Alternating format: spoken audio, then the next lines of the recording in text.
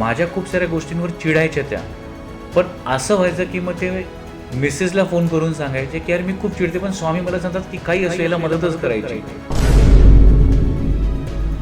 असं होणार आहे की तो अक्कलकोटला शिफ्ट होणार आहे. तर त्यावेळी बाकी लोक सांगायचे की अभिषेकचा एक वेगळा माज आहे, तो अक्कलकोटला जाऊ शकत नाही, कारण मागच्या 15 वर्षापासून तो सोलापूरला राहतो एसी हॉटेलमध्ये.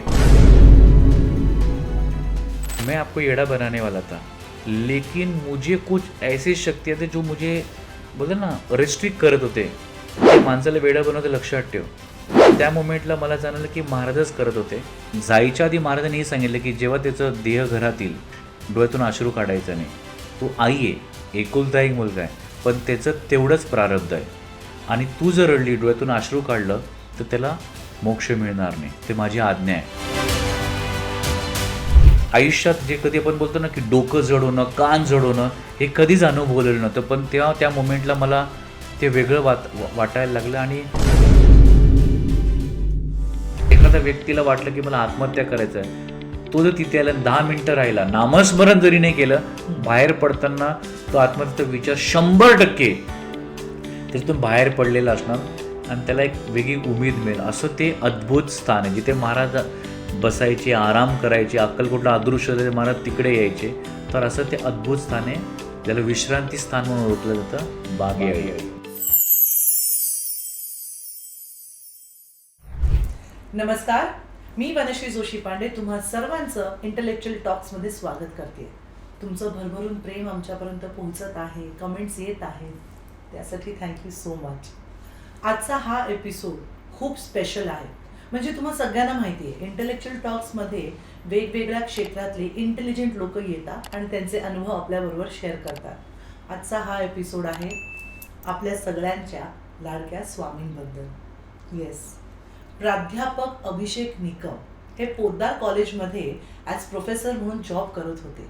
पण असं काय घडलं नेमकं की त्यांनी पोद्दार कॉलेजमधनं थेट त्यांचा प्रवास सुरू केला आणि अक्कलकोटला जाऊन ते सेटल झालेत, स्थायिक झालेत. कशासाठी? स्वामी सेवेसाठी. सो आज आपल्याशी गप्पा मारायला आलेले आहेत प्राध्यापक अभिषेक निकम. त्यांचं स्वागत करूया. नमस्कार. So nice of you. Thank you. How are you? Absolutely fine. म्हणजे मला आठवतंय माझ्याकडे 4 वर्षांपूर्वी पादुका घेऊन आला होतास तू. हो. आणि तिथपासून आपला जो प्रवास सुरू झालाय हो. तो इथे पॉडकास्टमध्ये आपण एक नवीन सुरुवात करतोय. येस. कसा आहेस? एकदम मजेत, दणदणीत. सो अभिषेक, तू मूळचा मुंबईचा आहेस. हो. ऍक्च्युली मुंबईमध्ये ठाणेकर. ऍक्च्युली ठाणेकर. हां. बरं. पण मग तुझं एज्युकेशन बॅकग्राऊंड जितकं मला माहिती, तू MBA केलं आहेस आणि बरंच काय काय फील आणि डिग्रीज येते, सांगशीलच तू. पण मग इतकं सगळं छान चालू होतं, you work as a professor, मग असं काय घडलं की थेट तू ठाण्याहून अक्कलकोटला स्थायिक झालास? आम्हाला ऐकायला आवडेल.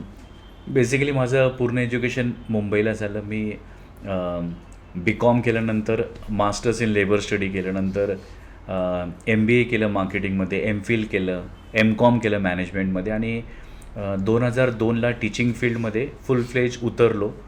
आणि जवळजवळ 20 वर्ष फुल फ्लेज, म्हणजे टोटल मी 22.5 वर्ष होतो, पण 20 वर्ष full fledge. Like me Monday to Sunday पण काम करायचो, वेगवेगळ्या कॉलेजला व्हिजिटिंग फॅकल्टी होतो.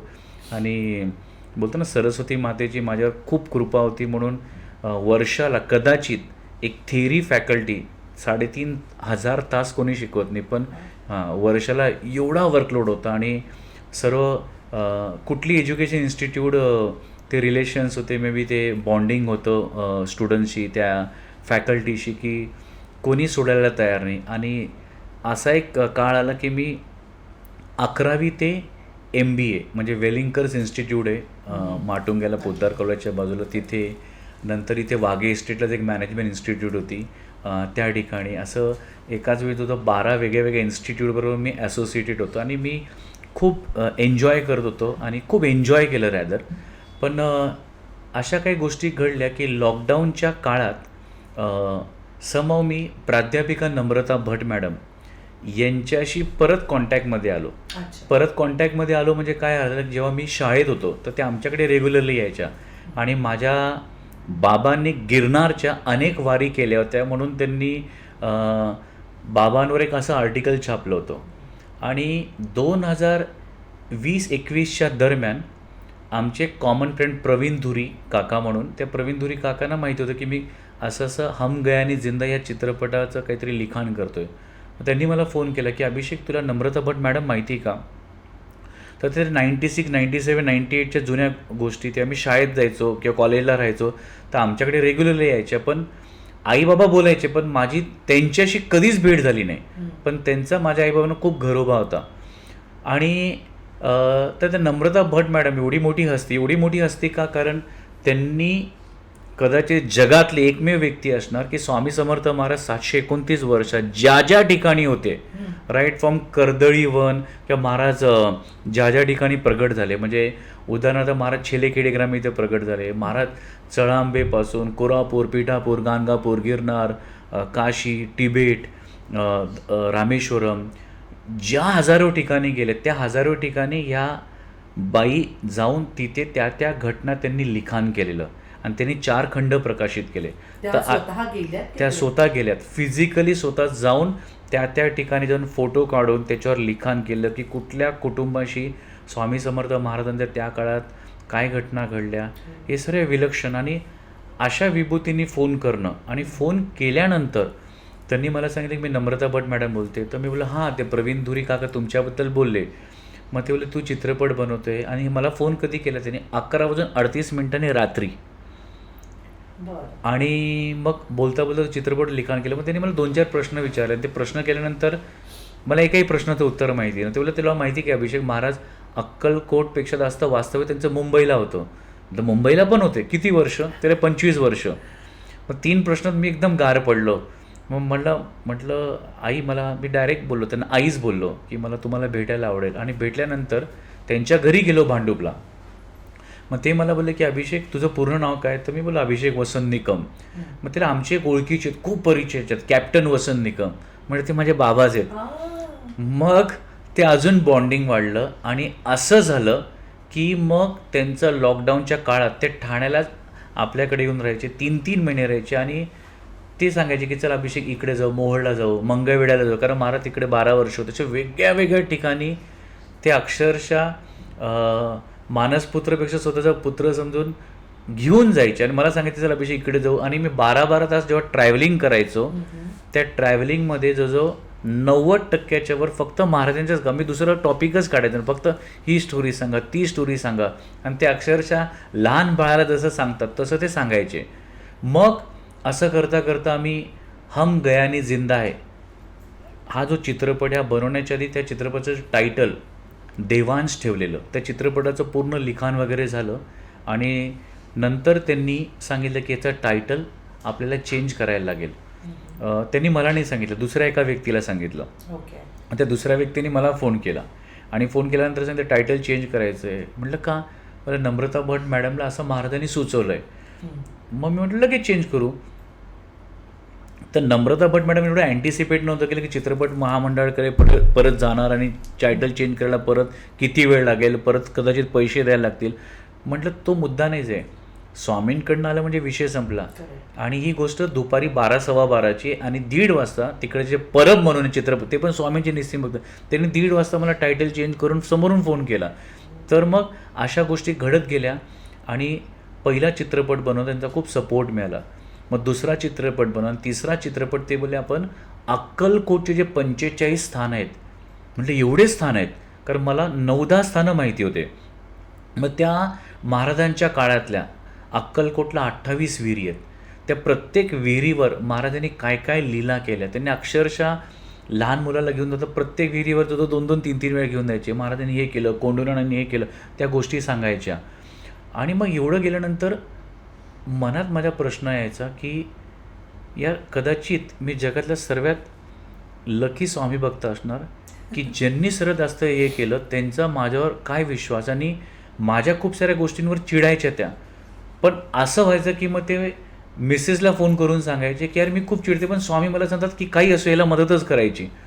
आणि मग ते बॉन्डिंग एवढं झालं की म्हणजे त्या शब्दातच आपण बोलू शकत नाही. आणि त्यांनी इनडायरेक्टली, अनफॉर्च्युनेटली त्या 2024ला वारल्या, पण जायच्या आधी ते संकेत देऊन गेले अनेकदा की असं होणार आहे की तो अक्कलकोटला शिफ्ट होणार आहे. ओ. तर त्यावेळी बाकी लोक सांगायचे की अभिषेकचा एक वेगळा माज आहे, तो अक्कलकोटला जाऊ शकत नाही, कारण मागच्या 15 वर्षापासून तो सोलापूरला राहतो AC हॉटेलमध्ये आणि इथून AC गाडीने जातो, दर्शन सर्व करतो, महाराजांप्रती खूप गोडी श्रद्धा ते तर आहेच, पण तो अक्कलकोटला जाणार कारण त्याला पोद्दार कॉलेजला लकेली AC क्लासरूम्स, ज्या ठिकाणी मी महेश ट्युटोरियल्सला शिकवायचो, झोनल हेड होतो तिकडे, प्रत्येक ब्रांचला AC, मला cabin AC, car AC, gym AC, फक्त तेवढं किचन AC नव्हतं. तर अशा गोष्टीत मी खेडेगावात जाऊन राहणार आणि तिकडे काहीतरी कार्य होणार, हे कोणाला, मला स्वतःला माहिती आहे शक्यच नाही आहे, पण त्यांना काहीतरी संकेत मिळालेले आणि अशा काही गोष्टी घडत गेल्या की आई गेल्यानंतर मला जेन्युइनली वाटलं, मला आणि मिसेसला, की अक्कलकोट एवढं सुंदर आहे, पाहण्यासारखं आहे, अद्भुत आहे, हे जे संचारस्थळं आपण जर नाही दाखवणार तर कोण दाखवणार. आणि हळूहळू तो प्रवास सुरू केला. आम्ही कधी कधी 50, 100, 150 लोकांना घेऊन जायचो आणि त्या सर्व स्थळं दाखवायचे, प्रत्येक स्थानाचं महात्म्य सांगायचं, ते त्यांनीच सांगितलं आणि त्या गोष्टी आम्ही तशाच प्रकारे सांगायला सुरुवात केली आणि लोकांना अक्कलकोटप्रती एक वेगळी गोडी निर्माण व्हायला लागली. आणि असं झालं की ते सांगायचे की तुम्ही अक्कलकोटला जाणार तर अभिषेक निकमचं गेस्ट हाऊस आहे आणि त्यांच्याबरोबर राहा एक दिवस, तर तुम्हाला खूप आवडेल. आणि मग असं करता करता मग विचार केला की हे किती सुंदर कार्य की आपल्याला परत परत त्या स्थानात जायला मिळतं, आपल्याला भरभरून आशीर्वाद, अक्कलकोटच्या भूमीत राहणं किती भाग्य आहे. आणि मग विचार केला की चला 22.5 वर्ष खूप शिकवलं, भरपूर शिकवलं, ऑन अँड ॲव्हरेज वर्षाला 3-3.5 हजार मुलांना शिकवायचो, तो एक वेगळा आनंद होता, वेगळा रिस्पेक्ट होता. पण म्हटलं, विचार केला की आता ही एक आपण सेवाभावाने करू. काही काही लोक मला विचारतात की एवढं तू 1 तास दिला, 5 तास दिले, 1 दिवस दिला, यू शूड चार्ज समथिंग. पण मी विचार केला की मीच चार्ज होते तिथे जाऊन, तर वाय आय शुड चार्ज. तर अशा त्या गोष्टी घडत गेल्या आणि मग आता फुल फ्लेज मागच्या 2.5 वर्षापासून मी आणि बायको आम्ही फुल फ्लेज अक्कलकोट निवासी झालो आहे. आणि जो कमीत कमी 2,500-1 हजार फॅमिलीजला हे 45 स्थानाची परिक्रमा मागच्या आम्ही 2.5-3 वर्षात केली. त्याच्या आधी करायचो, पण आता तिथेच असल्यामुळे रेग्युलरली आणि कन्सिस्टंटली ते करता येतं. असं किती छान. पण मग तुझ्या फॅमिलीचं म्हणजे आई बाबा किंवा बहीण भाऊ, त्यांचं काय म्हणणं होतं, म्हणजे जेव्हा तू हा निर्णय घेतलास की मुंबई सोडून, कारण हा एक मोठा डिसिजन आहे. हो, तर कसं झालं, माझ्या आईला फुल कॉन्फिडन्स होता की हा जाईल आणि पुढच्या 3 महिन्यात परत येणार. म्हणजे आत्तासुद्धा रिसेंटली अक्कलकोटला ती जी आली तर ती बोलत होती की हा काशा म्हणून परत येणार, तिथं राहणार नाही, होणं शक्यच नाही. पण मग अशा गोष्टी घडत गेल्या की तिथे आपण जागा घेतली, तिथे आता यतिगंध निवासचं भक्त निवास बांधलं आणि ते बांधताना पण खूप साऱ्या गोष्टी घडत गेल्या की जसं तिथं महाराजांच्या मूर्तीची स्थापना केली, त्याच्यानंतर महाराजांचे प्रधान मंडळी म्हणजे महाराजांची ज्यांनी सेवा केली त्यांचं पूर्ण माहिती तिथे आपण दिली. नंतर जेवढ्या रूम्स होत्या त्याला कलर थीम दिल्या, म्हणजे एक भक्त निवास आहे पण त्याला एक वेगळ्या स्वरूपात आपण करायचा प्रयत्न केला आणि त्याला खूप यश मिळालं. तर आता आईवडिलांना आधीचे वाटायचं की होणार नाही, पण आता त्यांनाही खूप आनंद आहे. आणि मुळात काय झालं की लहानपणापासूनच ते बाळ कडू पाजलं गेलं होतं. म्हणजे माझे आजोबा हेडमास्टर होते, आपल्या गावी मठ आहे, ओके. नंतर बाबा मिलिटरीमध्ये सिलेक्शन व्हायच्या आधी अशा काही गोष्टी त्यांनी प्रकृती खालावली आणि फिजिकल टेस्ट होती आणि त्यांचं अंडरवेट असल्यामुळे त्यांचं सिलेक्शन होणार नाही हे त्यांना माहिती होतं. आणि त्यांच्या काकांनी सांगितलं की बाबांचं नाव वसंत, की तू एक काम कर, तू अक्कलकोटला जा. मग ते बाबांनाही पण माहिती नव्हतं की अक्कलकोट. मग ते बोले असं असं ह्या ठिकाणी तू जा, स्वामींना प्रार्थना कर, तुझं सर्व होईल. आणि असं झालं की आता आपल्याला माहिती आहे की ऑफिशियली अंडरवेट सिलेक्शन होणार नाही त्या टेस्टच्या दिवशी. फिजिकल टेस्ट पास झाले पण ते अंडरवेट हा इम्पॉर्टंट एलिमेंट पण होता, क्रायटेरिया तर की ते नसेल तर यू कांट बी सिलेक्टेड. पण गुरुवारी त्यांना लेटर आलं की you been selected in Indian army. मग त्यांचा तो दृढ विश्वास झाला. नंतर मग पुढे त्यांचं लग्न झालं, आई पण स्वामी सेवेत. आणि मग त्या गोष्टी घडत गेल्या. म्हणजे मी जन्मापासूनच, आता आय एम अराउंड 46, तर जन्मापासून काय पाहिलं तर महाराजांनाच पाहिलं आहे. आणि मग आज आपला मुलगा अक्कलकोटला जाऊन राहिला याचा त्यांना वेगळा आनंद आहे. आणि माझा सक्का भाऊ म्हणा किंवा वहिनी म्हणा किंवा जेवढे मला 32 कझन्स आहेत, म्हणजे 32? हां, टोटल म्हणजे आमचा परिवार खूप मोठा आहे. म्हणजे मला 21 काका आणि 32 म्हणजे कझन्स, आणि सर्व हार्डकोर स्वामी भक्त. सर्व हार्डकोर स्वामी भक्त, आणि प्रत्येक ज्या ज्या ठिकाणी राहायचं त्या त्या ठिकाणी मठ आहेत. ते पण ते स्वामी सेवेत आहेत. रेग्युलरली व्हॉट्सअपवर चॅट होत असतात. त्याच्यातले काही लोक रेग्युलरली अक्कलकोट येतात. तर मला असं वाटतं की आय एम ब्लेस की माझ्या अवतीभोवती सर्व स्वामी भक्त हो. आहेत.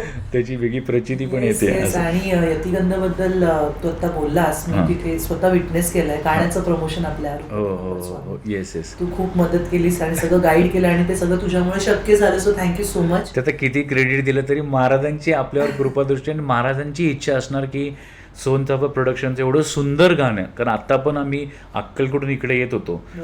त्या गाण्याचं काय ते स्पॉटीफायमध्ये असल्यामुळे ना, मी जेव्हा गाडी स्टार्ट करतो ते गाणं ऑटोमॅटिकली वाजतं. मग मी ते वाजतं आणि मग ही मिसेस ते रील्स वगैरे करून मग ते आम्ही बऱ्याचदा ती ठेवते पण त्याच्यावर स्टेटसवर वगैरे म्हणजे मला आठवतंय अभिषेक, मी तुला कॉल केला होता की गाणं असं असं केलंय, सगळ्या ग्रुपमध्ये शेअर कर. हो. तर मला सांगायला इथे आवडेल प्रेक्षकांना की अभिषेक वॉज द मेन रिझन की गाणं जे आहे आपलं अक्कलकोटला मी स्वामींसमोर वटवृक्षाच्या इथे रिलीज करू शकले. त्यामुळे थँक्यू सो मच. आणि त्या निमित्ताने मी यतिगंधमध्ये राहिले होते. हो. आणि तिथे वैशिष्ट्य असं आहे की आय थिंक तू रूमचं नावं ती दिले जिथे जिथे स्वामींचं वास्तव्य होतं. हो. आणि मूर्तीची एक काहीतरी तू स्टोरी सांगितली होती हां, स्वामींची. आता कसं आहे ताई, ती जी वास्तू जेव्हा मी तयार करत होतो, तर वास्तू तयार करताना म्हणजे मी थोडक्यात सांगतो की ती जी जागा मी जेव्हा पाहिलं ते ओपन म्हणजे फक्त प्लॉट्स केले होते. आणि तिथे गेल्यानंतर त्या मोमेंटला म्हणजे घटना कशी झाली मी थोडक्यात सांगायचा प्रयत्न करतो. म्हणजे महाराजांचा आपल्यावर म्हणजे आशीर्वाद किंवा प्रेम असेल तर गोष्टी कशा घडतात या सर्व विलक्षण गोष्टी. आणि कदाचित ह्युमन आपण खूप ॲनालिसिस करतो, मग आपल्याला न पटणाऱ्या गोष्टी, पण त्या न पटणाऱ्या गोष्टीच महाराज करून घेतात. म्हणून आपण महाराजांप्रती अजून ते आपली ती काय म्हणतो ना, महिमा श्रद्धा दृढ होत जाते, वाढत जाते. तर ती जागा जेव्हा मी असंच कॅज्युअली गेलो, आमचे एक अंजू फुटाणे दादा त्यांनी सांगितलं की मी जागा घेतली आणि मी जस्ट ते बोलले की चला पाहायला जाऊ. तर त्यांची रिक्षा आहे, म्हणजे आपल्या सर्व भक्त मंडळीने ते पूर्ण अक्कलकोट फिरवतं. तर ते बोलले की आपण जाऊया. तर मी आणि मिसेस आम्ही तिकडे गेलो आणि त्यांनी प्लॉट नंबर 45 घेतला. का घेतला? कारण महाराजांचा नंबर 9 आणि त्यांनी मला सांगितलं की तुम्ही 9 नंबर बोला, मी 45 प्लॉट घेतला.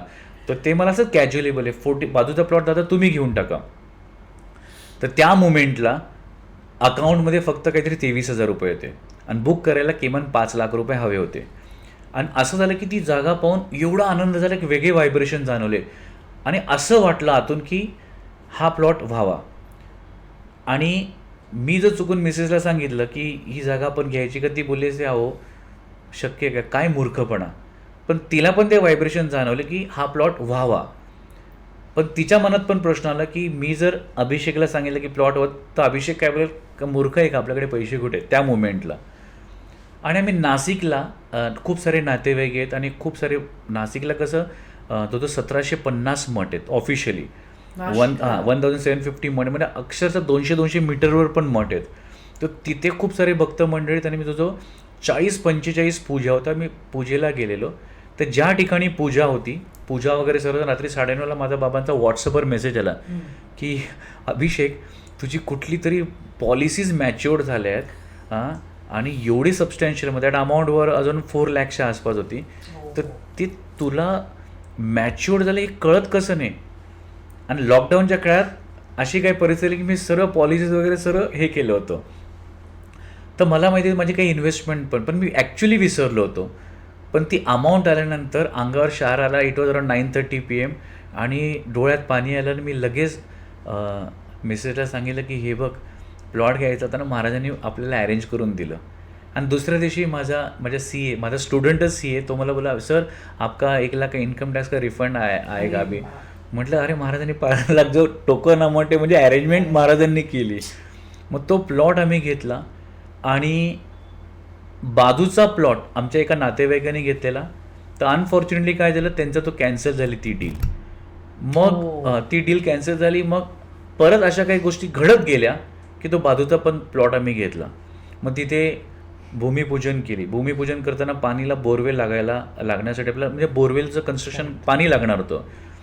तर बघा घटना कशी झाली, ज्या व्यक्तीने मला कोटेशन दिलं 70,000चं आणि तो मला बोलला की 300-350 फूट जाना पडेगा कैसीन वगैरे करके 70,000चं कोटेशन दिलं आणि मी लगेच हो बोललो. मला काय माहिती नाही, टेक्निकल गोष्टी तो खूप सांगत होता, पण मला फ्रँकली स्पीकिंग एवढ्या गोष्टी कळत नव्हत्या. मी डोळे बंद करून हो बोललो की हां ठीक आहे 70,000 लगेगा, ठीक आहे करेंगे. मग बायकोने सांगितलं की जर तुम्हाला बोरवेल करायचं आहे तर तुम्ही 7:32 नंतरचाच टायमिंग आहे, संध्याकाळी रात्र म्हणजे. मग मी बोललो ठीक आहे. आणि मला माहिती की ती जी नक्षत्राबद्दल बोलते, ह्या वेळाबद्दल बोलते, तर मी जास्त डोकं लावत नाही, कारण मला माहिती आहे astrology is a pure science आणि त्या गोष्टी आपल्याला कळत नाही. आणि महाराजसुद्धा बऱ्याचदा त्या गोष्टी त्याच वेळी करायला सांगायच्या. मग मला माहिती होतं. मग मी हो बोललो ठीक आहे. बोरवेलवाला दुपारी 3-4 वाजता आला आणि तो बोला कि इतने सारे लोग बैठे दादा शुरू कर देते 8-9 बजे तक पूरा खत्म हो जाएगा. मी बोला नहीं 7:32 के बाद तो वही टाइम पे करना है. आणि तो बाकी माझ्या दुसरे जे कलिग्स आहेत त्यांना कन्व्हिन्स करत होते. ते बोलले नाही ज्या ताई बोलतात त्याच फायनल आणि आम्हाला पण अनुभूती आलेली आहे. मग 7:32 ते आले, त्यांनी गाडी लावली, कामाला सुरुवात केलं. तर त्यांनी सांगितलं मला 300 फूट किमान जाईल, त्या परिसरात 300 फुटावरच पाणी लागतं. तर ताई असं झालं की पाणी फक्त 45 फुटावर लागलं. म्हणजे आम्हाला 300 फूट देतं, फक्त 45 फुटावर. आणि 130 फुटावर त्या माणसाने सांगितलं आता खाली जाऊन फायदा नाही, एवढं पाणी लागलं आहे. आणि जो माणूस होता त्यांनी मेंटली ठरवलं की म्हणजे मला काही माहिती नाही, याला वेड्यात काढायचं आणि पूर्ण 70,000 रुपये घ्यायचे. पण तो नंतर मला पूर्ण, मी जेवायला मध्ये गेलो, मला बोलून घेतलं आणि तो बोलला की सर आप में कुछ तो बात है. म्हटलं क्या? त्यांनी सांगितलं की बनाने वाला था लेकिन मुझे कुछ ऐसी शक्तियाँ थे जो मुझे बोलतो ना रिस्ट्रिक्ट करत होते की या माणसाला वेडं बनवते, लक्षात ठेव. तर त्या मोमेंटला मला जाणवलं की महाराजच करत होते. आणि जे 70,000चं कोटेशन होतं ते फक्त त्यांनी 28,000मध्ये करून दिलं. म्हणजे ही एवढी मोठी अनुभूती आली आणि एवढं पाणी लागलं. मग त्यावेळी माझ्यावर मेजर साहेब स्वामी पण होते. ते बोलले अभिषेक काहीतरी तुमच्यात आहे. म्हटलं माझ्यात जे आहे ना ते त्यांचे आशीर्वादाने, कारण बऱ्याचदा होतं ताई आपल्याला लोक वेड्यात काढायचा प्रयत्न करतात, पण महाराजांचं मला जाणवतं प्रत्येक क्षणोक्षणी कवच आहे म्हणून त्या गोष्टी घडतात. मग तिथं भरपूर पाणी लागलं. आणि ही जी वास्तू आहे अराऊंड 4,500-5,000 स्क्वेअर फीटची, ती रेकॉर्ड टाईममध्ये कंप्लीट झाली. म्हणजे 7 महिन्यात कंप्लीट झाली. म्हणजे जो माणूस ज्याने कॉन्ट्रॅक्टर आहे तिकडचा, त्याच्यावर अख्ख्या अक्कलकोटचा अविश्वास आणि त्या माणसावर मी विश्वास दाखवला आणि त्या माणसाने असं केलं की माझीच वास्तू आहे. दिवस रात्र काम करून त्यांनी ती वास्तू तयार केली. आणि दत्त जयंतीला म्हणजे मागच्या वर्षी 4 डिसेंबरला 2025ला दत्त जयंतीला ओपनिंग झालं. आणि महाराजांच्या कृपेनं आता जवळ 400 फॅमिलीज राहून गेले. आणि त्यांचे पण वेगळे अनुभव त्या वास्तूतले. ती मूर्तीची जेव्हा स्थापना केली, अक्कलकोटच्या सर्व गुरुजनांनी स्थापना केली, तर ती काळ्या पाषाणाची मूर्ती, ते पंढरपूरहून बनवलेली. तर महाराजांनी दुसऱ्या एका व्यक्तीला एका प्रकारे सांगणं किंवा दृष्टांत म्हणून, आता ते एका शब्दात बोलू शकत नाही, की महाराज बोलले मला मेकअप हवा आहे, आम्ही काळ्या पाषाणाच्या मूर्तीची तिथं स्थापना करणार होतो, पण असे संकेत आल्यानंतर त्या मूर्तीला रंगवलं गेलं, म्हणजे त्याचा कलर दिला गेला. नंतर महाराज तिथं तर महाराजांचे प्रधान हवेत ना. बरोबर. मग महाराजांची ज्यांनी सेवा केली, बाळप्पा महाराज, चोळप्पा महाराज, सुंदराबाई, महारुद्र देशपांडे, गोपाल बोळकेकर, नाना रेकी, असे सर्व विभूतींचे माहिती तिथे लावली. म्हणजे महाराजांसमोर त्यांचे प्रधान मंडळ देखील. त्याच्यानंतर मग रूम्सला पण नॉर्मली 1, 2, 3, 4 देतो. तर परत सांकेतिक भाषेत काय लागलं की ज्या ठिकाणी महाराज राहिले त्या नावं द्या. मग ते नावं द्यायला लागलो. नंतर सर्वात मोठा अनुभव म्हणजे सुनंदा फडके आजी, ज्यांच्याबरोबर म्हणजे महाराजांशी ते बोलायचे. म्हणजे महाराजांचं बाळकडू लहानपणापासून कसं की ज्या लोक विभूती महाराजांशी बोलायचे त्या ठिकाणी माझे वडील मुद्दा मला लहानपणी घेऊन जायचे. जसं एक वरेरक्रम आहे, माहीमला राहतात, ते 93ला मी जेव्हा 9वी-10वीला होतो तर माझे वडील जबरदस्ती मला घेऊन जायचे. मग त्या गोष्टी मी पाहायचो, ऐकायचो. भांडुपला 10 तोंडे आजोबा, त्यांनी 108 गिरणाच्या वारी केल्यात. मग ते आमच्याकडे येणं जाणं, मग अशा विभूतींची लहानपणापासून त्या गोष्टी ऐकणं. नंतर सुनंदा फडके आजी, हे तर अद्भुत गोष्ट. कॉलेजला असताना आम्ही रेग्युलरली बाबा घेऊन जायचे. तर अक्षरशः जसं आपण बसलो आहे आणि सुनंदा फडके आजींना काही प्रश्न केला की आजी असं कसं, असं होईल का, माझी आता 12वीची परीक्षा झाली तर मला किती टक्के मिळतील, ते डोळे बंद करायचे आणि ते लगेच उत्तर द्यायचे. हो. म्हणजे एवढा कनेक्ट होता. आणि मी किती, म्हणजे थोडक्यात सांगतो, मी काही नॉनसेन्स प्रश्न जरी विचारला तरी त्याचं उत्तर द्यायचे. आणि नंतर मला कळायला लागलं की ह्या खरंच सात्विक बाई आहे, कारण त्या एकदम सिम्पल साध्या. तिथे कोणी जर पैसे ठेवले ते सांगा, जिथे पैसे तिथे महाराज नाही. मग ते पैसे पण हे करून घ्यायला सांगायचे. तुम्हाला महाराजांप्रती गोडी ना, अगरबत्ती लावा किंवा एक फूल ठेवा. आणि त्यांच्याकडनं स्वामी समर्थ महाराजांनी जागृत अवस्थेत त्यांच्याकडनं काही गोष्टी लिहून घेतल्या.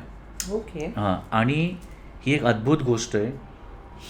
या सुनंदा फडके आजींना त्यांच्या एकुलत्या एक मुलाचा मृत्यूची डेट, तारीख महाराजांनी सांगितलेली. ही अद्भुत गोष्ट आहे, म्हणजे कोणाला न पटणारी आहे. आणि तो दिवस आला, ती घटना झाली. आणि जायच्या आधी महाराजांनी हे सांगितलं की जेव्हा त्याचं देह घरात येईल, डोळ्यातून अश्रू काढायचं नाही. तो आई आहे, एकुलता एक मुलगा आहे, पण त्याचं तेवढंच प्रारब्ध आहे. आणि तू जर रडली, डोळ्यातून अश्रू काढलं, तर त्याला मोक्ष मिळणार नाही. ते माझी आज्ञा आहे. आणि अख्खं जग रडत होतं, कारण सुनंदा फडके आजी स्वतः जेवढ्या प्रेमळ आणि निर्मळ, अख्खं जग रडतंय, वाईट वाटतंय, आणि ते शांत होत्या. आणि एकुलता एक मुलगा गेल्यामुळे, आणि लहान 3-3.5 वर्षाचा नातू, त्याचं नाव योगेश फडके, त्याचा चेहरा आणि त्यांच्या मुलाचा चेहरा सेम.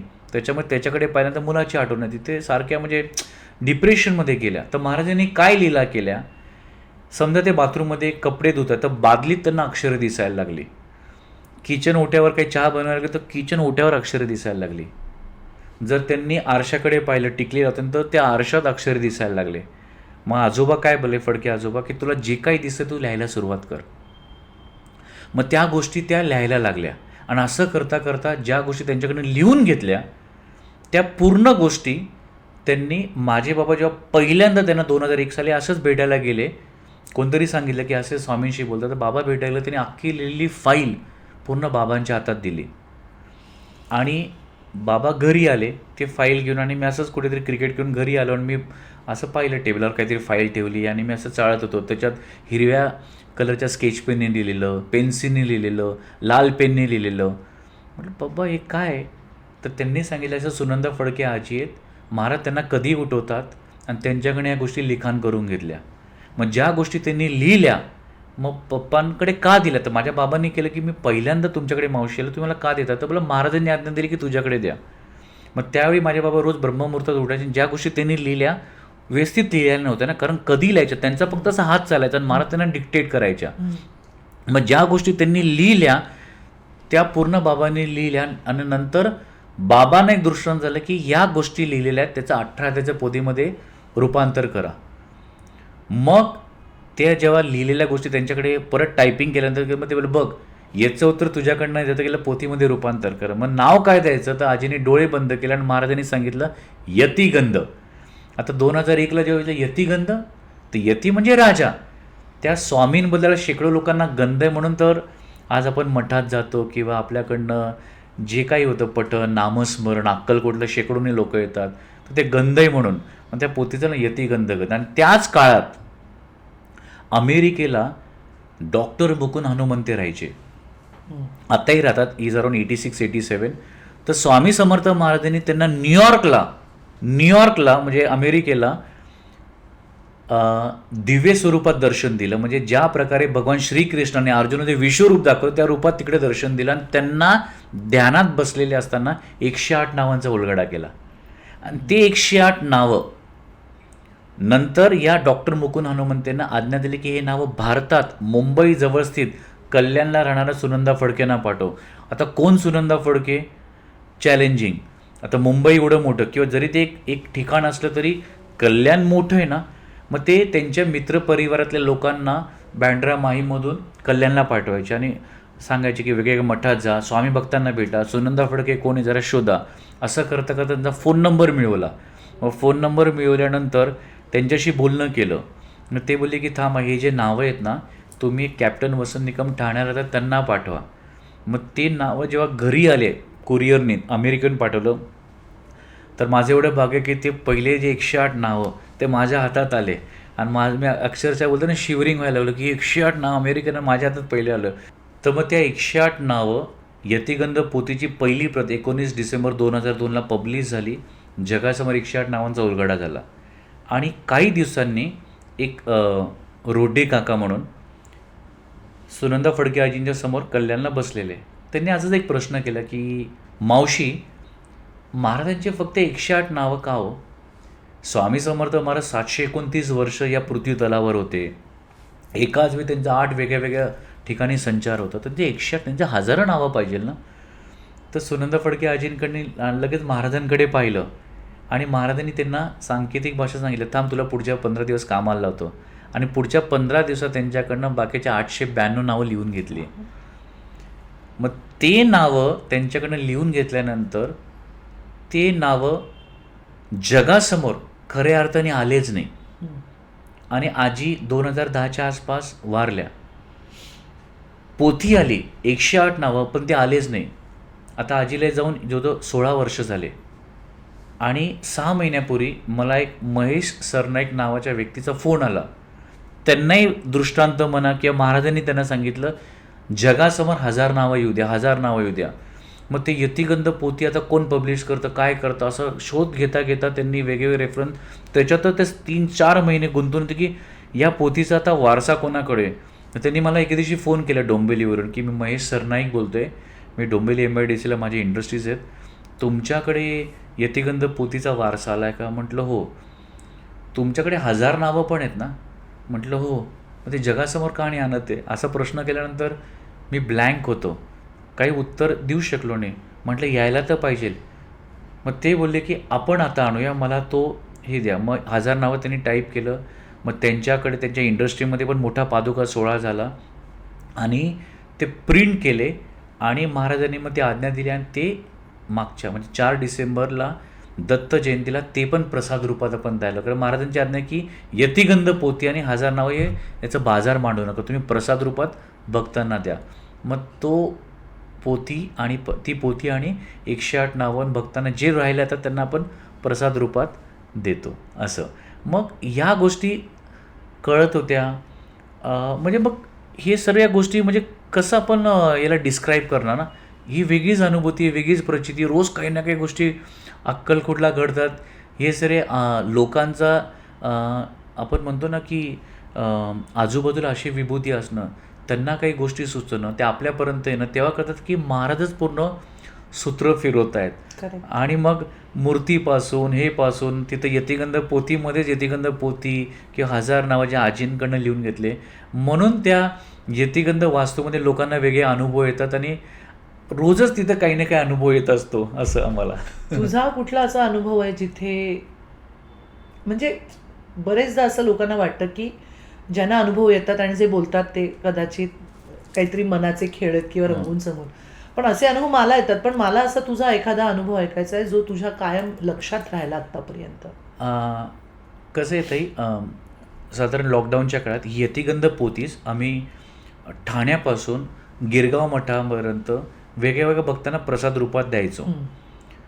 तर काय झालेलं, यतिगंध पोथी 5-6 वर्षात प्रिंट झाल्याच नव्हतं. म्हणजे 2015 ते 2020पर्यंत 5 वर्ष प्रिंट झाल्याच नाही. आणि मी ठाण्याला जो जुना मठ आहे, नौपाडाचा जो मठ आहे, आनंद भारती श्री स्वामी समर्थ मठ, त्या मठात यतिगंध पोथीचंच मी पारायण करतो. माझा आवडता मठ आहे, कारण महाराजांच्या काळातला मठ असल्यामुळे. तर बोलतो ना एक असा कानावर आवाज आला की जगासमोर यतिगंध यायला हवं. म्हणजे पोथी कमी झाल्या, त्या कमी झाल्या म्हणजे आमच्याकडे फक्त लिमिटेड अशा 10-12 पोथी होती. आई ज्यांना याची प्रसाद रूपात द्यायची. मग लगेच मी मठाच्या बाहेर माझ्या सख्या भावाला फोन केला की असं काहीतरी महाराज सुचवत आहे. तो बोला जास्त वेळ नको घालू, प्रिंटरकडे जा, काय कोटेशन आहे सांग, आपण लगेच तयारी लागू. आणि 1000 कॉपीज प्रिंट केल्या आणि मग सगळ्या मठात आम्ही वाटायला लागलो प्रसाद रूपात. आणि आम्ही सांगायचो की असं असं आजींकडनं लिहून गेले प्रसाद रूपात आहे. आणि जे स्वामी भक्त त्यांना कळतं ते लगेच घ्यायचे. आणि मग एक कुलकर्णी ताई म्हणून, तिला मी ओळखत, त्यांनी पोथी घेतली होती आणि त्यांनी त्याच्यावर कॉन्टॅक्ट नंबर असल्या मला फोन केला आणि सांगितलं काही दिवसांनी की तुझ्याकडनं एक चित्रपटाची निर्मिती होणार आहे, तू महाराजांनी एक चित्रपट बनवायचा आहे. आणि ती वारंवार सांगायची, व्हॉट्सअप करायची. पण ज्या व्यक्तीला मी ओळखतच नाही आणि तेच ना म्हणजे चित्रपट बनवा, चित्रपटाशी A to Z पैकी ए तरी माहिती हवं ना. करेक्ट. तर मी होला हो करायचो किंवा इग्नोर करायचो किंवा नॉर्मल गप्पा करायचो. मग एके दिवशी तिने असं खडसावून सांगितलं, मी चर्नी रोडला जेकेशाच्या क्लासेसमध्ये लेक्चर केलं, गिरगाव मठात 3 अध्याय वाचले आणि पुढे माटुंग्याला लेक्चर घ्यायला चाललो होतो. तर तिने असं खडसावून किंवा रागावून किंवा एक बोलतो ना की तू मोठी घोर चूक करते, तुला अक्कल नाही का, अशा प्रकारच्या भाषेत तिने सडेतोड बोलली. आणि त्याच्यामुळे मी त्या मोमेंटला खूप घाबरलो. बॉडी ॲक्च्युली शिवर व्हायला लागली, डोळ्यातून पाणी. माझं आयुष्यात जे कधी आपण बोलतो ना की डोकं जड होणं, कान जड होणं, हे कधीच अनुभवलेलं नव्हतं. पण तेव्हा त्या मोमेंटला मला ते वेगळं वाटायला लागलं आणि मी विचार केला की त्या बाईनी मला झापल्यापासून मला हे व्हायला लागलं आहे. मग माटुंग्याला उतरलो आणि जिथे लेक्चर होतं त्या लेक्चर घेताना मी एका जैन मंदिरच्या इथं उभं राहिलो आणि गल्ली एकदम छोटी, म्हणजे अक्षरशः 15 फुटाची जागा असणार, तो रोड एवढा छोटा होता. तर तिथं मी उभं राहिलो कारण मला ते असं मला पुढचा पाय पण टाकेना, म्हणून मी एकाच ठिकाणी सावलीत उभं राहिलो आणि डोळे बंद केले. आणि त्या मोमेंटला स्वामींना प्रार्थना केली की महाराज, ही बाई मला वारंवार सांगते, किमान 100 वेळा सांगितले, पण मला जर खरंच चित्रपट बनवायचं तर हिच्याकडनं का कळावं, मला तुमच्याकडनं संकेत. आणि जसं डोळे उघडले त्या 15 फुटाच्या रोडमध्ये एक मोठा ट्रक यावा आणि त्याच्यावर लिहिलेलं श्री स्वामी समर्थ. मग मला कळलं की आता तुमच्याकडनं संकेत आले आणि मग उत्साह आला, जे बॉडीचं जडपण ते नाहीसं झालं. आणि मग मला एक कॉन्फिडन्स आला, कारण जसं तुला ताई सांगितलं की पुढच्या ऑलिम्पिकमध्ये you are going to run 100 metres, you are going to represent India, तर तो होला होच बोलणार आहे ना. ऑलिम्पिक जगात मोठा इव्हेंट, तिथं 100 मीटर म्हणजे न पटणारी गोष्ट. तसं माझ्यासाठी, कारण मी हार्डकोर लेक्चर, मला शिकवण्याच्या पलीकडे काहीच येत नाही. जास्त असं क्रिकेट मला खेळायला सांगितलं तर खूप क्रिकेट खेळायची आवड, पण चित्रपट बनवणं, काहीतरी स्क्रीन प्ले काय असतो, डायलॉग्स काय लिहायचं, काहीच आयडिया नाही, कॅमेरा कुठला, काही म्हणजे झिरो नॉलेज. पण मग आल्यानंतर मग अशा गोष्टी घडत गेल्या की वेगळे लोक मग समोर येऊन गायडन्स मिळायला लागलं आणि मग हळूहळू कॉन्फिडन्स वाढत गेलं. आणि मग नम्रता भट मॅडम आल्यामुळे काम एकदम सोपं झालं. आणि मग first part, second part, third part, fourth part करता करता 5 पार्ट झाले आणि आता 6व्या पार्टची तयारी चालू. 1 सप्टेंबरला शूटिंग स्टार्ट होणार आहे. तर त्या बाईने जेव्हा मला एनकरेज केलं, तुझ्याकडनं महाराज करून घेतील, तुझा नकारात्मक विचार आहे किंवा तुला असं वाटतं की नाही होणार आहे, पण तो तुझा प्रॉब्लेम आहे, गोष्टी महाराजच करून घेणार आहे. आणि मग त्या गोष्टी होत गेल्या. बऱ्याचदा असं पण व्हायचं, कारण नॉर्मली आपण चित्रपट लिहायला सुरुवात करताना मी सांगायचो की ह्या डेटला चित्रपट रिलीज होणार आहे. मग आजूबाजूचे लोक बोलायचे, अरे अजून लिखाण नाही झालं तू डेट कसं काय अनाऊन्स करतो. आता मी सांगायचो की महाराजांनी दिलेले संकेत आहेत, पण ती कोणाला न पटणार असं, कारण त्या डेटला बरोबर रिलीज व्हायचं. तर मग कळायचं की Maharaj is a driving factor.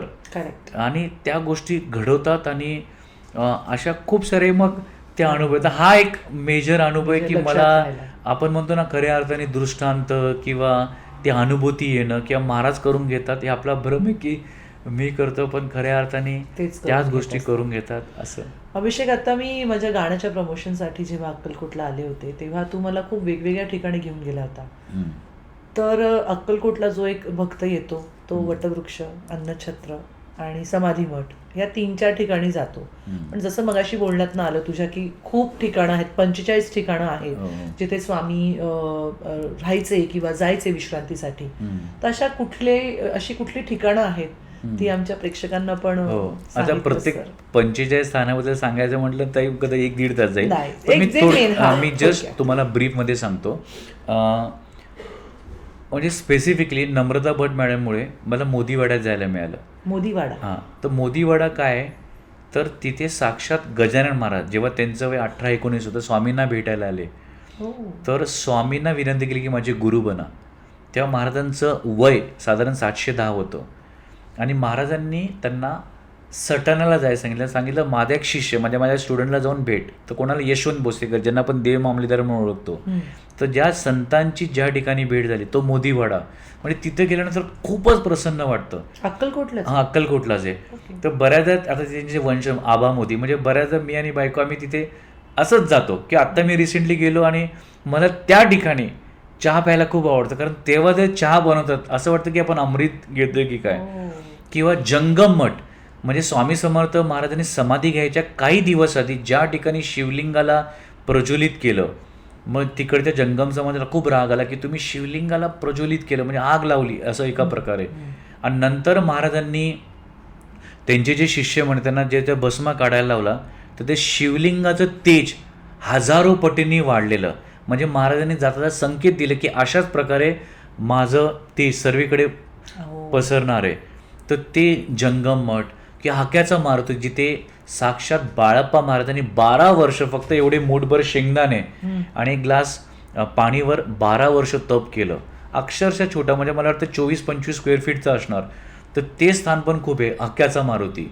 किंवा जगातल्या टॉप 5 फ्रिक्वेन्सी असलेलं एक स्थान आहे अक्कलकोटपासून 10 मिनिटाच्या अंतरावर, त्याला आपण म्हणतो बागेळी. किंवा राजोपाध्यांचा वाडा, म्हणजे ते महाराजांनी अनेक लीला केल्या. स्टोरी तू सांगितली होतीस की पुरणपोळी आणि म्हणजे महाराज तिथे वाड्यात त्याच्या, आणि ते आता आजच आम्हाला त्यांचा फोन आला सकाळी, मधुकर राजोपाध्याय काका. तर ते सांगतात की अभिषेक एवढा मोठा वाडा आहे पण आम्ही वाडा तसाच ठेवला कारण तिथे अनेक खांबांना महाराजांचा स्पर्श झालेला आहे. महाराजांनी भाऊ शेषाद्रींना तिथं मोक्ष दिला आणि त्या वाड्यात अनंत लीला केल्यामुळे त्या वाड्यात वेगळे व्हायब्रेशन्स आहेत म्हणून तो वाडा तसाच ठेवलेला आहे. किंवा स्वयंभू गणेश मंदिर म्हणा, किंवा महाराजांच्या काळातले सरदेशमुखांचा वाडा, महेंदरगीकर वाडा, असे अनेक वाडा तिथे महाराज जायचे आणि तिथे महाराजांनी अनेक निरूपण केलेले आहेत. आता हर्डीकरांचा वाडा जस्ट डिमॉलिश झाला, पण हर्डीकरांच्या वाड्यामध्ये पण महाराजांचं ये जा राहायचं. किंवा खास बागेत, खास बाग तर खूपच अद्भुत जागा आहे. कारण आपण अक्कलकोटला वटवृक्षमध्ये गेल्यानंतर ज्योतिबा पाडे सभा मंडप आहे, जिथे आपलं रुद्राक्षचं तिथे आपलं हे झालं, त्याच्या बाजूला जो सभा मंडप आहे ना आतमध्ये, तिथं महाराजांचा अंगारका किंवा महाराजांच्या आजानुभव रूपांची मूर्ती, तिथे ज्योतिबा पाड्यांची पण छोटी मूर्ती आहे. ज्योतिबा पाड्याने महाराजांची खूप सेवा केली आहे. पण ज्योतिबा पाड्यान स्वामींची पहिली भेट कुठे झाली? खास बागेत. किंवा बाळप्पा महाराज कर्नाटकामधून धारवाड जिल्ह्यातून येणार आहे, तर आनंद होऊन महाराज चक्क त्या झाडांना महाराज प्रदक्षिणा मारत होते, ते खास बाग. किंवा स्वामी सूत म्हणजे हरिभाऊ थोडे अक्कलकोटला, तर महाराजांना आनंद होऊन की माझा सूत मला भेटलं, तर आनंद होऊन महाराज चक्क झाडांना मिठी मारत होते, ते खास बाग. महाराजांच्या काळातल्या 28 पैकी 7 विहिरी खास बाग आहेत. प्रत्येक विहिरीवर महाराजांनी लीला केलेल्या आहेत. आणि आपण ऐकून की मालोजीराजे एकदा महाराजांना भेटायला हत्तीवरून आले आणि महाराजांना तो तामजाम नाही आवडला आणि महाराजांनी मालोजीराजांना त्यावेळी सुरुवात केली की तू कोण मोठा लागून गेला. ती लीला पण खास बागेत झाले. ते खास बाग खूपच अप्रतिम जागा आहे. म्हणजे लकीली मी त्या ठिकाणी राहतो आणि रोजच एक वेगळा अनुभव, वेगळे स्पंदन, म्हणजे अक्षरशः तिथे तासोनतास आम्ही बसलेलो असतो कारण पूर्ण शेतात तो परिसर आहे. तर किंवा महाराजांच्या काळातल्या मगरवीर, ज्या मगरवीर म्हणजे तिथे ॲक्च्युअल मगर होती, महाराजांनी काय लीला केल्या, तर असे पंखावीर, गोल बावडी वीर, डबल बावडी वीर, राम मंदिर, अरे बापरे, असे जवळजवळ 45 स्थान आहेत. आणि जिथे महाराजांची पत्रिका बनवली, शेखनूर दर्गा, पत्रिका बनवली. आणि पत्रिका बनवल्यानंतर महाराजांनी म्हणजे नाना रेखेनी पत्रिका बनवली, त्यांचा हात पुढे केला, महाराजांनी त्यांना टाळी मारली आणि त्यांच्या हातावर विष्णुपद उमटलं आणि महाराज बोलले बजाव नगारा. तो नगारा अजून तेथील त्या ठिकाणी आहे. तर अजून काही दर्गे आहेत जिथे महाराजांनी खूप लीला केलेल्या आहेत. तर असे जवळजवळ पाहायला गेलं तर सर 45 स्थानं एक्झॅक्टली होतात आणि पूर्ण दिवसाची परिक्रमा आहे आणि तो एक वेगळा आनंद असतो. आणि पायी केल्यानंतर जास्त आनंद. म्हणजे खास करून आम्ही 15 ऑक्टोबर ते 15 मार्च या दरम्यान ऊन नसतो, खूप छान वातावरण असतं. दुपारी 2 वाजता देखील पंखा लावायची गरज नाही. या वातावरणात फिरण्याची पण वेगळी असते. जेवढे लोक आहेत आम्ही सांगतो त्याला रिक्षाने ना तर पायी जाऊ, मग पायी आपण जातो. किंवा पण ही स्थानं जवळजवळ आहेत का? हां, अक्कलकोट छोटं असल्यामुळे ना ताई जवळजवळ असल्यामुळे तो एक ॲडव्हान्टेज की एका दिवसात करू शकतो. आणि असं नाही की सलग सकाळी 8 ते दुपारी 1च्या दरम्यान आपण केलं, दुपारी जेवण केल्यानंतर 1-1.5 तास आराम केलं, परत 4 ते 9 मध्ये हे सर्व स्थळं करू शकतो. म्हणजे ऑफकोर्स अक्कलकोटला आल्या लोक पहिलं खंडोबाचं दर्शन घेतात कारण महाराजांचं आगमन स्थान आहे. मग खंडोबा मंदिर झाल्यावर अगदी 2-2.5 मिनिटावर समाधी मठ आहे. समाधी मठाचं पण खूप छान हिस्ट्री. आधी त्याचं नाव नूरसेवन म्हणजे महाराजांनी स्वतः स्थापन केलेला तो मठ आहे 1874च्या आसपास. मग तिथून 3-4 मिनिटावर गुरुमंदिर, गुरुमंदिरपासून परत मग वटवृक्ष महाराजांनी स्थापन केलं पहिला मठ जोशी मठ आणि तिथून मग 4 मिनिटावर राजेराई मठ. ते 5 मठात लोक जातात. पण त्याच्या व्यतिरिक्त हे सर्व स्थानं केले तर एक वेगळा अनुभव येतो. आणि महत्त्वाचं काय ताई, स्वामींच्या म्हणजे अनुभूती आहे, स्वामींबद्दल आपली श्रद्धा, पण नव्याने हे स्थान पाहिल्यानंतर आपण महाराजांच्या प्रेमात पडतो. तर म्हणून ते मी सरांना ते सांगतो की एक अख्खा अक्कलकोटसाठी एक दिवस द्या. आता का एकाच वेळी आपण तुळजापूरून येतो, अक्कलकोट येतो, दर्शन घेऊन परत गाणगापूरला, एवढी घाई न करता एक अखंड दिवस दिला तर एक वेगळा अनुभव आहे असं. नाही, मी कारण आपण आय थिंक त्या देवळात गेलो होतो, स्वयंभू देवळात. आणि बाबाही काय बोललास स्वतः कुठचं, जिथे 5 फ्रिक्वेन्सी आहेत, बागेळी आणि वाडा, या 3 ठिकाणी तुम्हाला घेऊन गेला होता. सो तिथे अनुभव खूपच, म्हणजे त्या खांबाला मला लिटरली तिथून चंदनाचा राजोपाध्यांच्या येस आणि तिथे खूप वेगळे अनुभव आले मला. तुम्हाला जर अक्कलकोटला यायचं असेल तर पुण्याला कॉन्टॅक्ट करायचं. तुम्हाला माहिती आहे, अभिषेक तुम्हाला या सगळ्या 45 ठिकाणी घेऊन जाणार आहे. आणि मला असं वाटतं की देवस्थानी जेव्हा जाता तेव्हा जस्ट जाऊन पटपट दर्शन घेऊन येऊ नये, तिथे थांबावं, बसावं, त्या एनर्जीज आहेत त्या आत्मसात कराव्यात. तिथे एक दिवस, मला असं वाटतं की मी नेहमी अक्कलकोटला येते ना अभिषेक, मी राहते एक दिवस किंवा एक दिवस तरी राहावं लागतं, कारण तिकडच्या एनर्जीज त्या आपल्या एनर्जीजमध्ये येणं खूप गरजेचं असतं. बरोबर आहे. आणि ताई, महत्त्वाचं हे जे बागेळी स्थान आहे, तिथे डॉक्टर आर शुक्लाने एक मोठं रिसर्च केलेलं की जसं प्रत्येक ज्योतिर्लिंगाचं एक महत्त्व असतं, जसं प्रत्येक ज्योतिर्लिंग वेगवेगळ्या शरीराच्या अवयवांवर काम करतं, तसं ते जे तुमच्या सकारात्मक ऊर्जेवर काम करतं. तुम्ही ते 10 मिनटं राहा, बाहेर पडा, बघा तुमच्यावर एक सकारात्मक लहरी घेऊन बाहेर पडतं. म्हणजे एखाद्या व्यक्तीला वाटलं की मला आत्महत्या करायचं आहे, तो जर तिथे आला 10 मिनटं राहिला, नामस्मरण जरी नाही केलं, बाहेर पडताना तो आत्महत्येचा विचार 100% त्याच्यातून बाहेर पडलेला असणार आणि त्याला एक वेगळी उमेद मिळेल. असं ते अद्भुत स्थान आहे जिथे महाराज बसायचे, आराम करायचे. अक्कलकोटला अदृश्य झाले महाराज तिकडे यायचे. तर असं ते अद्भुत स्थान आहे, ज्याला विश्रांती स्थान म्हणून ओळखलं जातं, बागेळी. आणि मी तिथे आय एम लकी की तिथे गेली. आणि त्याच्या तिथेच जे देऊळ आहे तिथे स्वामी जेव्हा वारुळातनं आले होते तेव्हा त्यांची दाढी होती खूप मोठी. तो पिक्चर मी तिथे पाहिला. तर महाराजांनी ते पण एक अनुभूती दिलेली. 2021च्या आसपास महाराजांनी 3 वेगळ्या भक्तांना दृष्टांत दिला. आता बघा, प्रत्येक स्वामी भक्त महाराजांबद्दल काय विचार करतो माहिती नाही. हे तिघही भक्त एकमेकांना ओळखत नाही आणि माझं नशीब मी तिघांना ओळखतो. आणि त्यांच्यापैकी जे सिद्धांती काका डोंबिवली असतात त्यांना ते दिव्य स्वरूप दाखवलं महाराजांनी. मग त्यांनी त्याचं स्केच बनवून घेतलं आणि त्याचा मग फोटो स्वरूपात तिकडे आला की स्वामी समर्थ महाराजांनी कर्दळी वनात 350 वर्ष तप केला. कारण महाराज योगी होते ना, त्यांना महायोगी व्हायचं होतं, सिद्ध होते, पण त्यांना महासिद्धी प्राप्त करायची जगाच्या कल्याणासाठी. तर महाराजांची मुद्रा कशी त्यांना ते दिव्य स्वरूप दिसल्यानंतर त्यांनी ते बनवून घेतलं आणि त्याचं एक फ्रेम त्या बागेला पण पाहू शकतो. असं मोठी दाढी, वेगळे दिव्य स्वरूप. तिथे तुम्हाला एक ब्रह्मा विष्णू महेश बद्दलही सांगितलं होतं. ती स्टोरी असं आहे की एका व्यक्तीला दृष्टांत झाला आणि त्या दृष्टांतात त्यांना कळालं की माझं ब्रह्म विष्णू महेश स्वरूप वटवृक्षाच्या समोर आहे. मग ती बाई वारंवार अक्कलकोटला वटवृक्षाच्या समोर येऊन ब्रह्म विष्णू महेश वटवृक्षाच्या समोर काय अनेक लोकांना विचारायची. मग तिकडे एकच उत्तर दिलं, महाराज ब्रह्म विष्णू महेश आहे. मग ती बोले असं जर आहे तर मला ट्रेनमध्ये केबिनमध्ये असा आवाज काय येतो की माझं ब्रह्म विष्णू महेश स्वरूप वटवृक्षाच्या समोर आहे. तिने अनेक लोकांना विचारलं, अनफॉर्च्युनेटली तिला काही उत्तर मिळालं नाही. तिचं कॉन्टॅक्ट नम्रता भट मॅडमशी झालं. नम्रता भट मॅडमने तिला बागेला नेलं आणि तिला वटवृक्षाच्या समोर, जे वटवृक्ष जे आहे ते 2 भागात स्प्लिट झालेलं आहे, अक्कलकोट आणि बागेला, तर त्याच्यासमोर तर तिथे पिंपळ म्हणजे विष्णू, औदुंबर म्हणजे वड, आणि त्याच्यातून शंकराच्या जटा बाहेर आल्यात. तर त्या जटा तिला रोज स्वामींच्या फोटोकडे पाहताना म्हणजे महाराजांच्या डोक्यावर दिसायच्या आणि जटा कधीही वडाच्या झाडातून बाहेर येत नाही. तर त्या आपण तिथे पाहू शकतो. म्हणजे ब्रह्म विष्णू महेश ते खूप सुंदर स्थान आहे. आणि असं अचानक आपण ते माहिती मिळाल्यानंतर पहिल्यांदा अंगावर काटा देखील वेगळी अनुभूती येते. आणि मी एवढा नशिबाने येत आहे की खूप सारे लोक ते पाहतात ना, तर बऱ्याचदा असं होतं की आम्ही घाईत होतो, आम्हाला तुळजापूर येतो, पुण्याला पोचायचं, पण ते स्थानात आल्यानंतर आहे ना ते विचार करतात की जाऊ दे बाबा, ते असं स्थान आहे ना की इथेच राहावं. आणि बऱ्याचदा मग तिथून ते हलतच नाही. म्हणजे हा एक अनुभव आलेला आहे तिथे, कारण त्या सकारात्मक लहरी म्हणजे म्हणजे अद्भुत आहेत ते.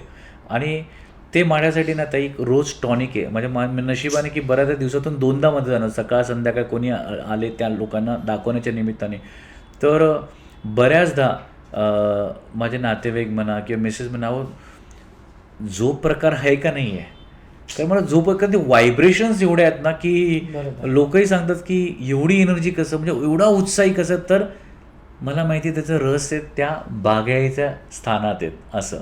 आणि मी एवढं सगळं का विचारते, कारण आपले प्रेक्षक जे आपला एपिसोड बघतात त्यांना अक्कलकोट फक्त समाधी स्थान किंवा वटवृक्ष यापुरती मर्यादित न ठेवता इतक्या स्वामींनी लीला केलेल्या जागा आहेत, स्वामींचा सहवास लाभलेले वाडे आहेत, देऊळ आहे, तर त्या ठिकाणी सुद्धा तुम्ही नक्की भेट द्या आणि एक वेगळी अनुभूती घ्या. पण अभिषेक, मला इथे एक प्रश्न विचारायचा आहे तुला. तू म्हणालास की तू 2000 स्वामी भक्तांच्या घरी आजवर पादुका घेऊन गेलेला आहेस किंवा नाही, ते अप्रॉक्सिमेट मला पाहिलं तर 5000 पादुका म्हणजे अक्रॉस महाराष्ट्र. म्हणजे मी एवढं नशिबाने की मी नाशिक, मालेगाव, धुळे, सातारा, सांगली अशा पट्ट्यात गेलो की म्हणजे अक्षरशः मी अशाही गावात गेलो तिथं फक्त 150 फॅमिलीज राहतात. अशाही गावात गेलो की मोजून 30 फॅमिलीज राहतात.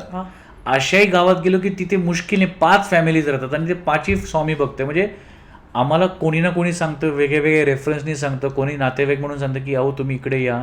आता कधी कधी असं होतं की जसं एक बँड्राला ताई राहते, ते आहेत एक पिंपळगाव, मग त्यांच्या पिंपळगावला गेल्यानंतर त्यांचे नातेवाईक ते मालेगाव, मग धुळे, असं करता करता जो 5000 अप्रॉक्सिमेट पूजा केल्यानंतर तो एक वेगळाच अनुभव आहे. आणि त्या पूजा करताना पण एक वेगळा आनंद मिळतो असं. करेक्ट. मग ह्या पादुका म्हणजे मला 2-3 प्रश्न आहेत, आउट ऑफ क्युरिओसिटी मी विचारते की या पादुका म्हणजे कधीपासूनच्या आहेत, तुझ्याकडे कशा आल्या, आणि पादुका घरी का आणाव्यात एका भक्तानी, त्याची अनुभूती मी घेतली आहे, पण जे लोक नाही आणत त्याची अनुभूती काय आहे, तर ह्या 2 गोष्टींची उत्तर मला.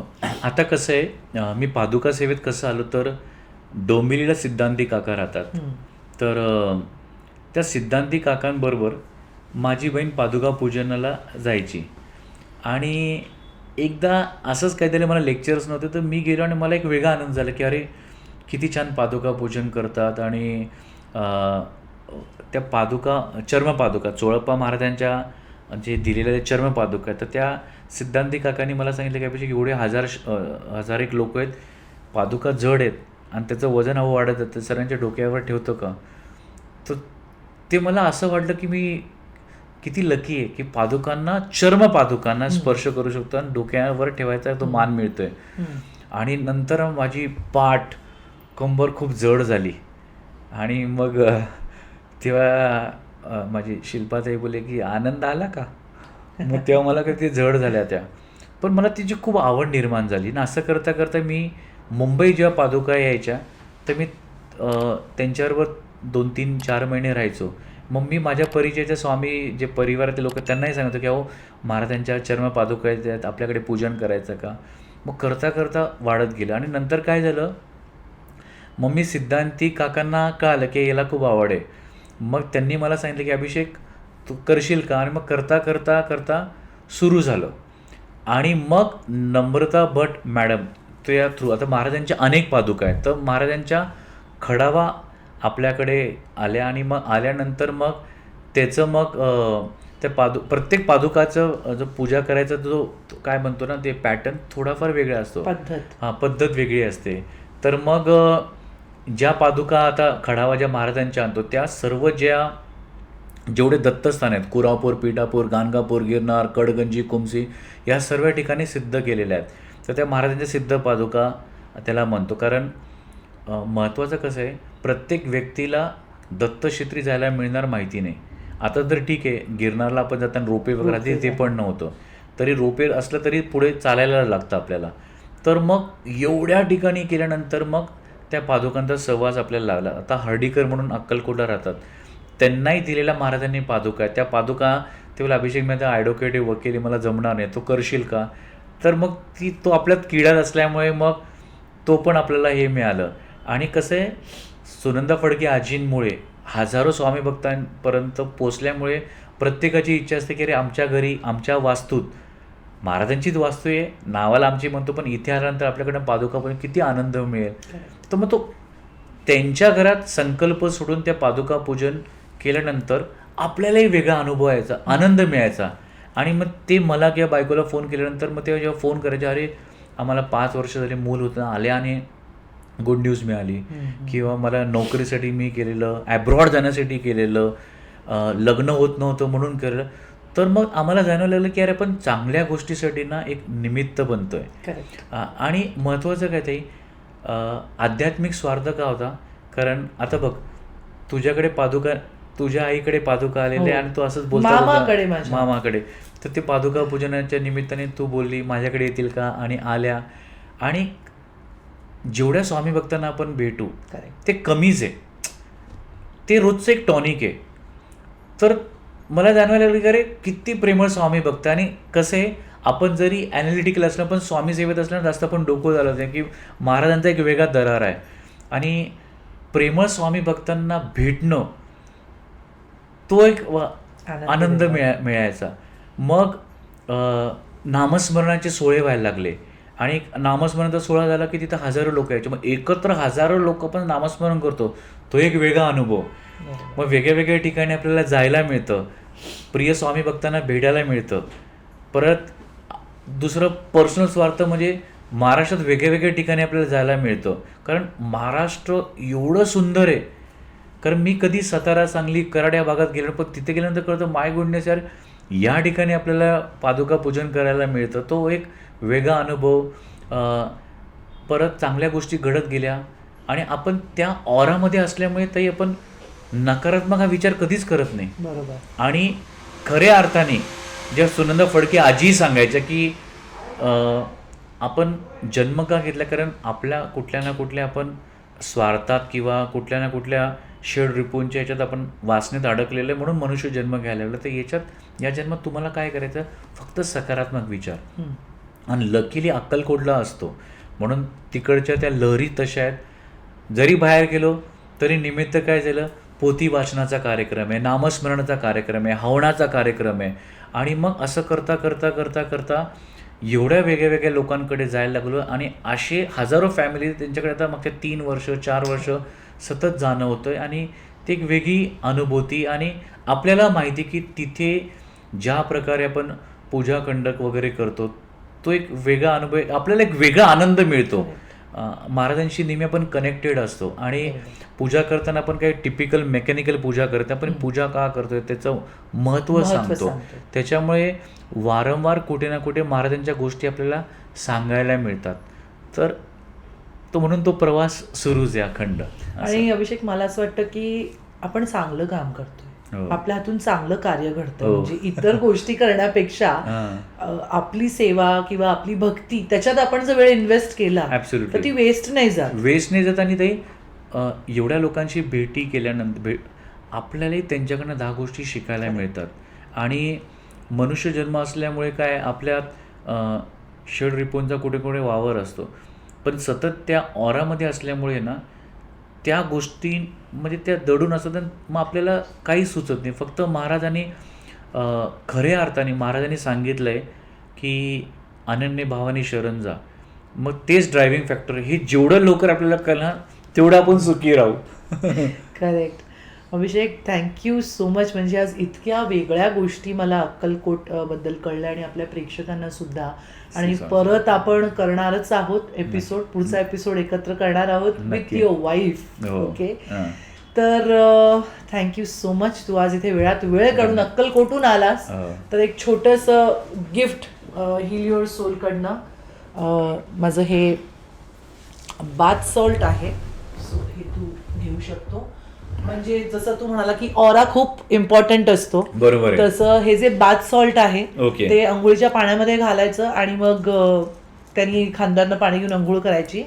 मनी आणि लकसाठी आहे. कारण मला असं वाटतं की आपण जर जगतोय तर जगायला पैसा हा महत्वाचा आहे. फक्त आपल्याला एक भान ठेवायचं असतं, नीड आणि ग्रीड. गरजेपुरता कमवणं हा प्रत्येकाचा हक्क आहे, पण त्याच्यामध्ये ग्रीड हा भाव आणू, कधी लुटायचंय किंवा कोणाकडनं काही एक्स्ट्रा पैसे, ती दुर्बुद्धी येऊ नये, हा एक भाव असतो. म्हणून मनी आणि लक तुला माझ्याकडनं एक छोटंसं भेट. Thank you so nice of you. स्वामी कृपा. येस. आणि फ्रेंड्स, तुम्हाला आजचा हा पॉडकास्ट कसा वाटला मला तुम्हाला मेसेजमध्ये कळवायचं आहे. आय एम शुअर की हा आजचा पॉडकास्ट खूप वेगळा झाला आहे. अक्कलकोटला एका नवीन स्वरूपात किंवा अक्कलकोटमध्ये इतक्या वेगवेगळ्या ठिकाणांचं पण आहे, दर्शन घेता येईल. ही ठिकाणं आहेत ती तुम्हाला आज कळली असतील. सो हा एपिसोड तुम्हाला कसा वाटला मला नक्की कळवा. हा एपिसोड तुम्हाला जास्तीत जास्त लोकांपर्यंत, स्वामी भक्तांपर्यंत पोचवायचं आहे. माझं काम मी केलेलं आहे, अभिषेकने अभिषेकचं काम केलेलं आहे. लोकांपर्यंत, भक्तांपर्यंत पोचवायचं हा व्हिडिओ काम तुमचं आहे. माझा चॅनल सबस्क्राईब करा, सोनचाफा प्रोडक्शन, आणि असंच भरभरून प्रेम देत राहा. थँक्यू सो मच अभिषेक. थँक्यू. श्री स्वामी समर्थ.